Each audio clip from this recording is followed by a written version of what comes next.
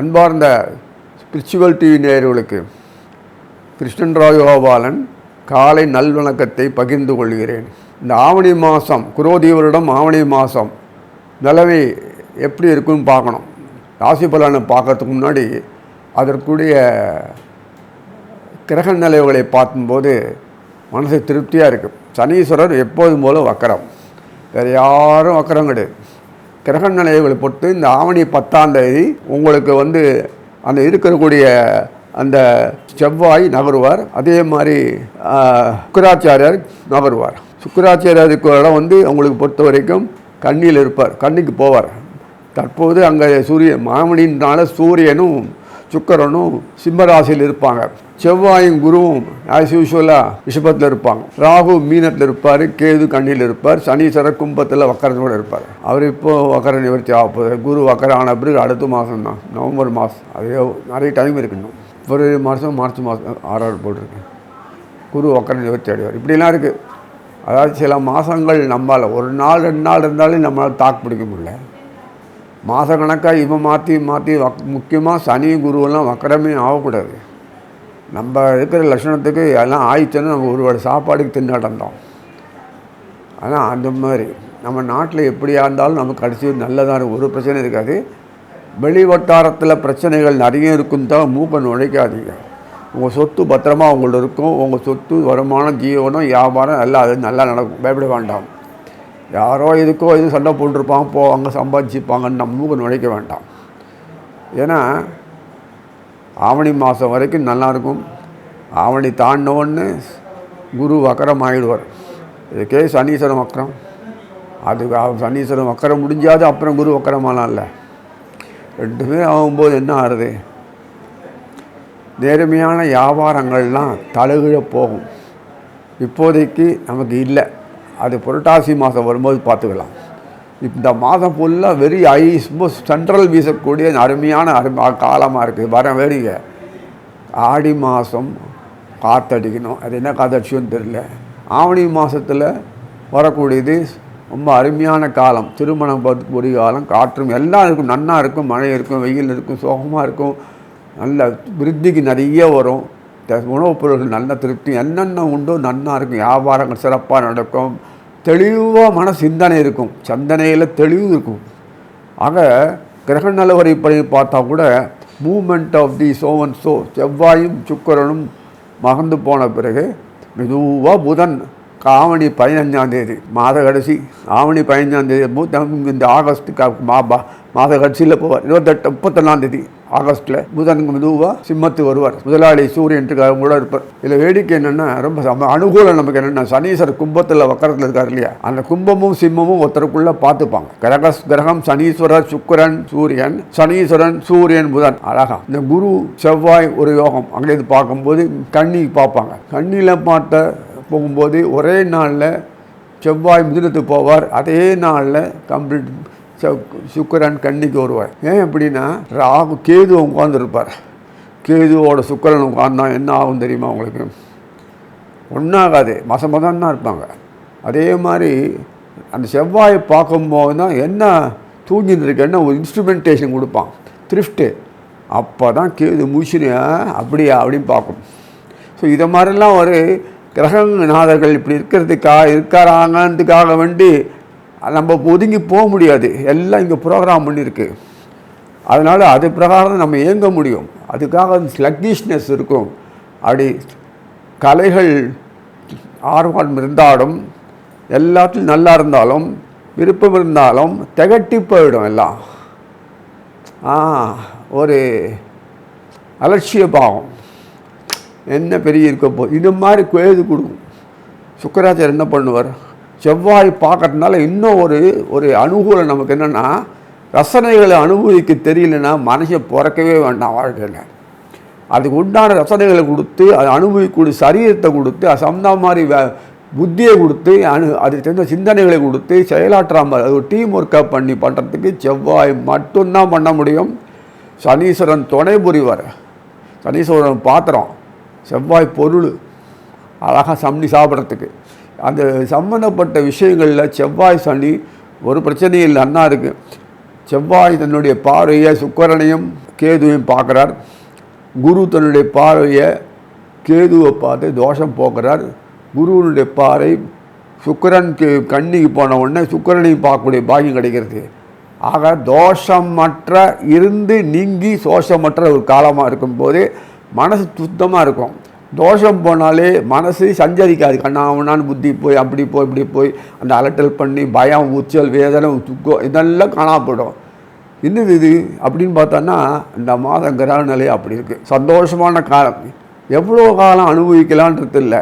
எவ்வளோ அனுபவிச்சிங்க, சந்தோஷமாக இருக்கீங்களா, அனுபவிச்சிங்களா, கடன் தொல்லை எல்லாம் இருக்கா, பிரச்சனைகள் எல்லாம் இருக்கா, புதுசு புதுசாக இதாக வராமல் இருக்கா, இதெல்லாம் இந்த மாதத்தில் வராது.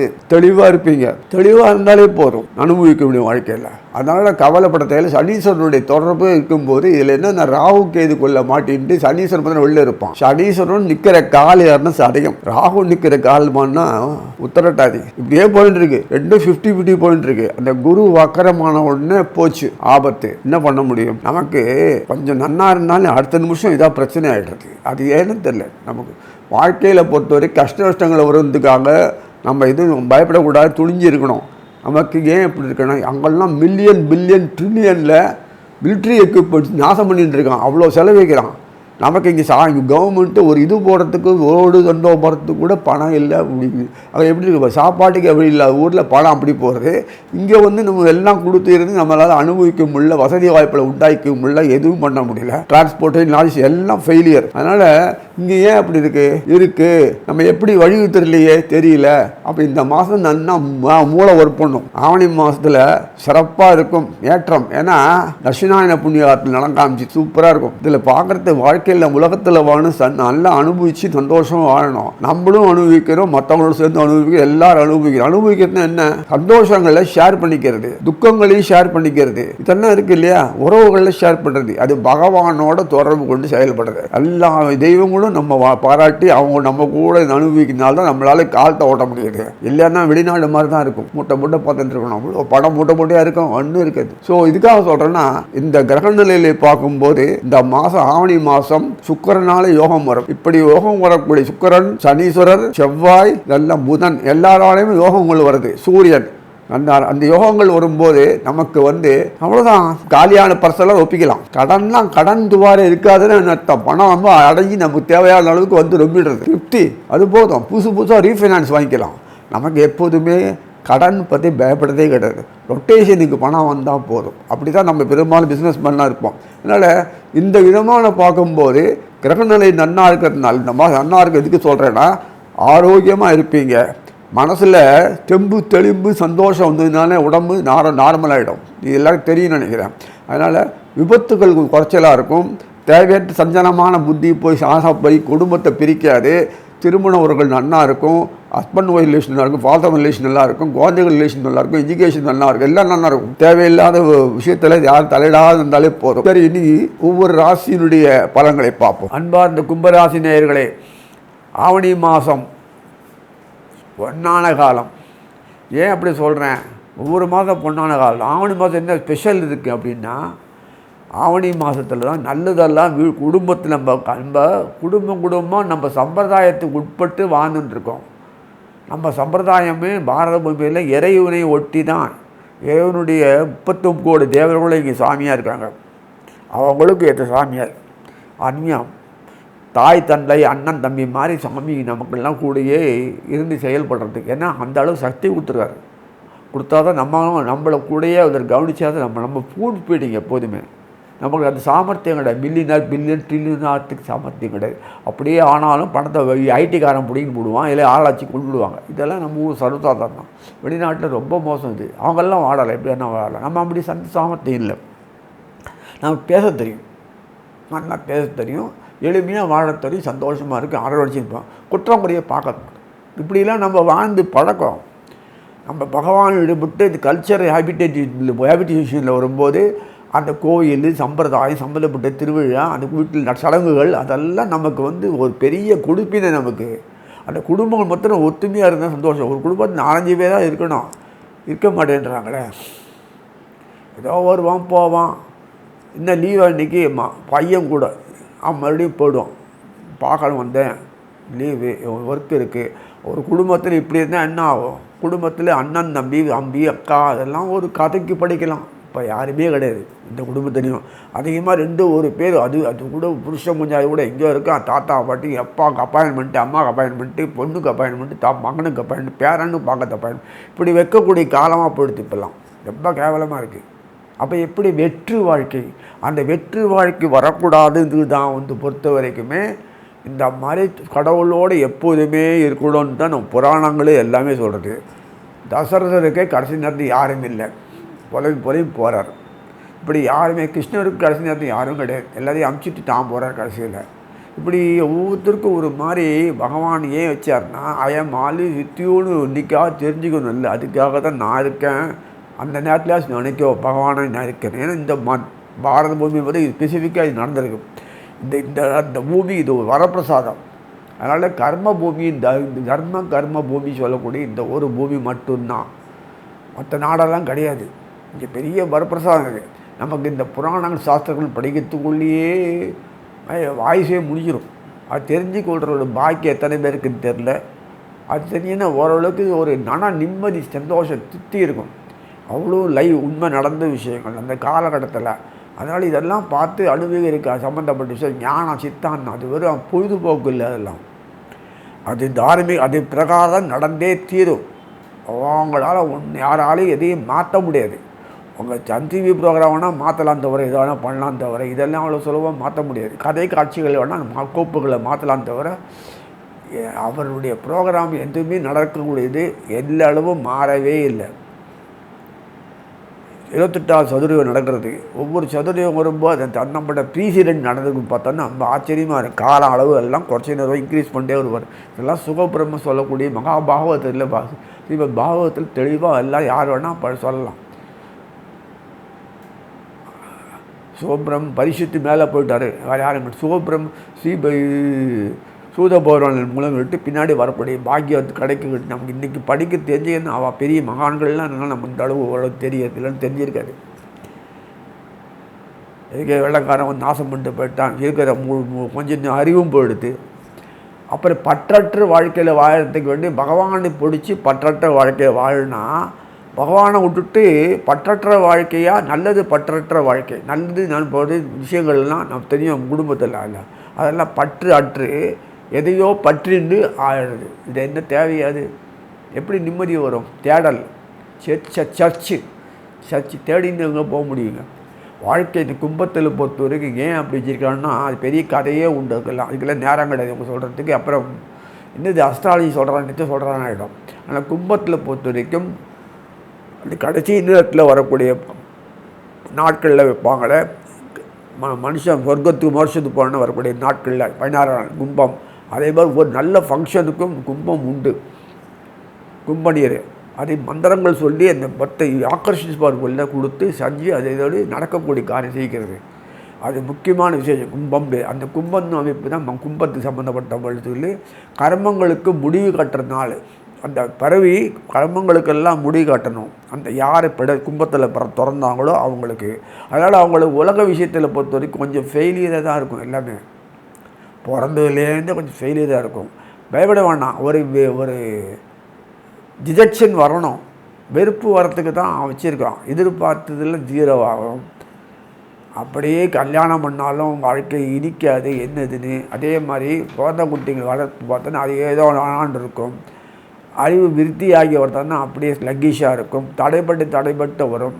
வளர்ந்தது வரோடம் இப்படிலாம் போகும். உறவுகள்லாம் நம்மளை பயன்படுத்திட்டு குப்பையில் தூக்கி போடும். இதெல்லாம் சர்வசாதாரண இந்த கும்பத்தில் யாராவது பிறந்தவங்க பொறுத்தவரை பார்த்தோன்னா எதிர்நீச்சல் போட்டுகிட்டே தான் வாழ்க்கையை வாழணும் தவிர வாழ்க்கையில் யார் ரிலாக்ஸேஷன் இருக்கிறது வழியே இல்லை. கூட யாராவது காமெடி பண்ணுறோம் அதுவும் கிடையாது. ஸோ கும்பத்தில் பொறுத்த வரைக்கும் இந்த மாதத்தில் உங்களுக்கு வாலண்டரியாக பகவானே நமக்கு செஞ்சு கொடுக்குறார். எல்லாத்துக்குமே சிறப்பாக செஞ்சு கொடுக்குறாரு. அந்த ஒரு அதிகாரத்தை கொடுத்துருக்காரு இந்த மாதம். உங்களுக்கு பொறுத்த வரைக்கும் சூரியன் பொறுத்த வரைக்கும் கும்பத்துக்கு அங்கேயே சுக்கராச்சாரியார் இருக்கார். சுக்கராச்சாரியார் பூர்வ புண்ணியாதிபதி இல்லை சுகஸ்தானாதிபதி கும்பத்துக்கு. பூர்வன புதன் அழகாக உங்கள் குடும்பத்துக்கு நான் 6ஆம் வீட்டில் உட்காந்துட்டு அப்புறம் கீழே இறங்குவார். முதல் பகுதியில் ஃபுல்லாக சுக்கிரனும் சூரியனும் சப்தமத்தில் உட்காந்துட்டு சிறப்பாக பண்ணி கொடுக்குறாங்க. கோச்சாட் சப்தமத்தில் உட்காரும்போது பிறக்கக்கூடாது தவிர அந்த நேரத்தில் அந்த கோச்சாட் சப்தமத்தில் இருக்கிற கிரகநாதர்கள் பண்ணக்கூடிய விஷயம் பார்த்தான்னா, பாக்யாதிபதி சொல்லக்கூடிய சுக்கராச்சாரியார் 4ஆம் வீட்டு அதிபதி, 4க்கு 9க்கு உள்ளவர், 5க்கு 8க்கு உள்ளவர் யாருன்னு பார்த்தான்னா, 8க்கு சனி புதனானா கூட மறைவுஸ்தானாபதி இயற்கையாக இருக்கிறதுனால உங்களுக்கு அனுகூலம் தான் எல்லாமே. ஸோ புதன் 8ஆம் வீட்டு அதிகாரி புதன் 6ஆம் வீட்டில் உட்கார்ந்துருக்காரு. அது மறைவு தான் ஆட்டோமேட்டிக்காக வருது பாருங்கள். 7ஆம் வீட்டில் உட்காந்து சுக்கராச்சாரியர் உட்காந்து அழகாக உட்காந்துட்டு உங்களுக்கு 4ஆம் வீட்டு அதிகாரி கூடயே சூரியனுடன் அனுபவிக்கிறார். ஸோ மாளவியா யோகம், குருவனுடைய பாறை, சனி செவ்வாயினுடைய பாறை. செவ்வாய் யாரும் உங்களுக்கு செவ்வாய் உங்களுக்கு வீரியஸ்தானாதிபதி மாத்திரமில்லை, கர்மஸ்தானாதிபதி. ஸோ கர்மஸ்தானாதிபதி கேந்திரம் திரிகோணம் சேர்ந்து லக்ன கேந்திரம் மாதிரி இது 10ஆம் வீடு ஜங்ஷன் இது. ஸோ அந்த கர்மங்களுக்கு சம்பந்தப்பட்ட தொடர்புடைய காரிகாரன்னு செவ்வாய் எங்கே உட்காந்துருக்காரு பாருங்கள், குருவோடு உட்காந்து செய்கிறார். குரு முக்கியம் இல்லையா உங்களுக்கு, 2ஆம் வீடு அதிபதி லாபத்தான எங்கே உட்காந்துருக்காரு, குரு ரிஷபத்தில் உட்காந்துருக்காரு. ரிஷபத்தில் உட்காரும்போது கும்பத்துக்கு 4ஆம் வீட்டில் உட்காந்துருக்காரு. 5ஆம் வீடு யார், புதன், அவர் எங்கே உட்காந்துருக்காரு, 6ஆம் வீட்டில் உட்காரு. 8ஆம் வீடு அதிகாரியும் இப்படி ஒன்று ஒரு காம்பினேஷன் கொடுத்து வச்சு செயல்படும் போது கும்பத்துக்கு நாங்கள் இருக்க கடைசி வரைக்கும் சொல்கிறதுக்கு இந்த நவகிரகங்கள் சொல்லக்கூடிய பூர்வ புண்ணாதிபதி சரி, பாக்யாதிபதி சரி, வாலண்டர் சப்தமத்தை நேரே உட்காந்து கை முன்னாடி இருந்து செஞ்சு கொடுக்குறாங்க. இந்த ஒரு ஆப்பர்ச்சுனிட்டி எந்த மாதத்தில் நீங்கள் பார்த்துருக்கீங்களா? இந்த ஒரு எதிர்பார்க்கக்கூடிய விளைவு, இந்த அதிர்ஷ்டத்தை பேர்களை இந்த மாதம் அவங்க கொடுக்குறார். சுக்கிரனோடு சேர்ந்து சூரியன் உங்களுக்கு மாணவியாகன்றது பெரிய விஷயம். ஏன்னா சுக்கராச்சாரியர் யாருன்னா உங்களுக்கு பாக்யாதிபதி, 4ஆம் வீட்டு பாக்கியத்து உரியவர். பாக்யாதிபதி ஒரு மாணவியாக கொடுக்குறாருன்னா உங்களுக்கு பொறுத்த வரைக்கும் நீங்கள் எப்போதுமே பற்றற்று, ஏதாவது எப்போதுமே சிம்பிள் லைஃப் தான். என்ன தான் ஆடம்பரம் பண்ணாலும் சிம்பிள் லைஃப் தான் போக முடியும், உங்களால் முடியும். என்னென்னா ஆடம்பரம் பண்ணப்போ நம்மளை கேள்வி கொடுத்தா நினைப்பான்னு ஒரு உள்மனசே ஒன்று நாசம் பண்ணக்கூடாது. எளிமையாக வாழ்ந்து தான் ஆணும். உங்களுக்கு அப்பேற்பட்ட அமைப்பில் இருக்கவங்களுக்கு அழகாக சுக்கராச்சாரியர் கொடுக்குறாருன்னா போகபாக வைக்கியங்கள் குடும்பத்தில் இந்த மாதம் எக்கச்சக்கமாக இருக்கும்.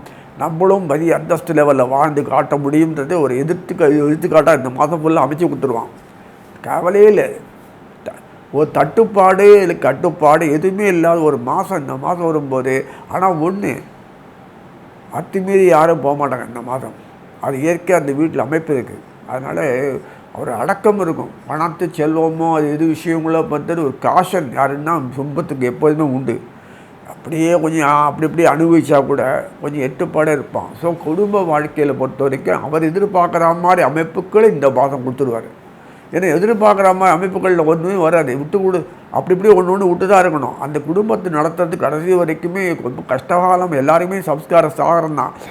அதில் ஒரு சந்தோஷ மனநிலை இந்த மாதம் அவங்களுக்கு நல்லபடியாக வரும். இந்த வரும்போது நம்மளால் சாதிக்க முடியும். மனசில் ஒரு தைரியம் வரணும், செச்சனை எல்லாம் இருக்கணும், தெளிவாக இருக்கணும். இதெல்லாம் ஒரு அமைப்பு வந்தால் தான் சாதனை பண்ண முடியும்னா அது எப்போ முடியும்? இந்த மாதம் முடியும். அது கைகூட பெறும்போது தான் எவனுமே சாதனை பண்ண முடியும். அது சாதனை பண்ணக்கூடிய அமைப்பு உணரக்கூடிய சிச்சுவேஷன் உண்டானதான் உங்களுக்கு பண்ண முடியும். அது இந்த மாதத்தில் பொறுத்த வரைக்கும் அற்புதமாக முக்கியமான அந்த சுக்கிரன், புதன், சனி, சூரியன் இதெல்லாம் ஒரு மாத கிரகம். சூரியன் சப்தமாதி உட்காந்துருக்காருன்னா சூரியன் சாதாரணமாக 7ஆம் வீட்டில் உட்காந்தான்னா ஒரு பொண்ணு கிடைக்காது, இல்லை பொய்யம் கிடைக்க மாட்டான். ஆனால் அகங்காரம் வரும். அது மூலம்தான் எல்லாமே கிடைக்கும்போது அது எதிர்பார்ப்புகள் தகுந்த மாதிரி அமைப்புன்னா கல்யாணமே ஆகாது. அதனால் சூரியன் 7ஆம் வீட்டில் உட்காரக்கூடாதுன்னு சொல்கிறது வேறு ஒன்றும் இல்லை. சரி பரவாயில்ல, உங்களுக்கு 7ஆம் வீட்டு அதிகாரி சூரியன். அதனால தான் எதிர்பார்ப்பு தகுந்த மாதிரி அமைப்பை கொடுத்து சுக்கராச்சாரியர் வச்சுருக்காரு. அது எவ்வளோ அழகாக இருக்க பாருங்க. அதனால் கல்யாணம் ஆகும். கல்யாணம் விட்டு போய் பொண்ணாடி இங்கே போட்டான திருப்பி மறுபடியும் பண்ணால் எந்தோ ஜாயின் ஆகும் பிரிவினைக்கு.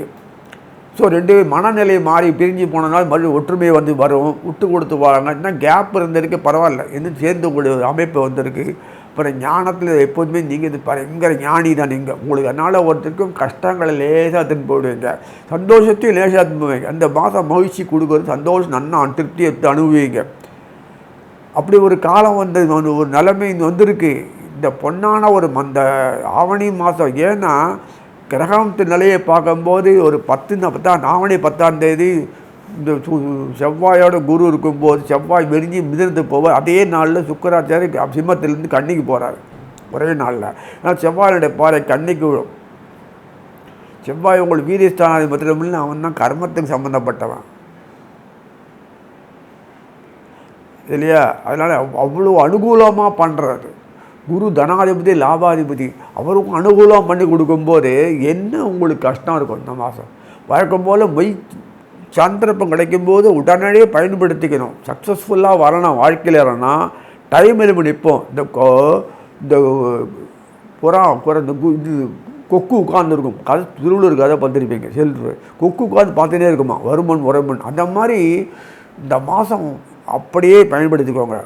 ஆவணி மாதத்தில் வரக்கூடிய பொன்னான இந்த மாதத்தில் பயன்படுத்திட்டு இதுவரைக்கும் இல்லாத ஒரு சாதனையை பண்ணினீங்கன்னா வருங்கால வாரிசுகளோடு நீங்களும் குடும்பமாக எல்லாரோடும் சந்தோஷமாக ஒரு அமைப்பு உண்டாக சொல்லி வாழ்த்து அமைகிறது.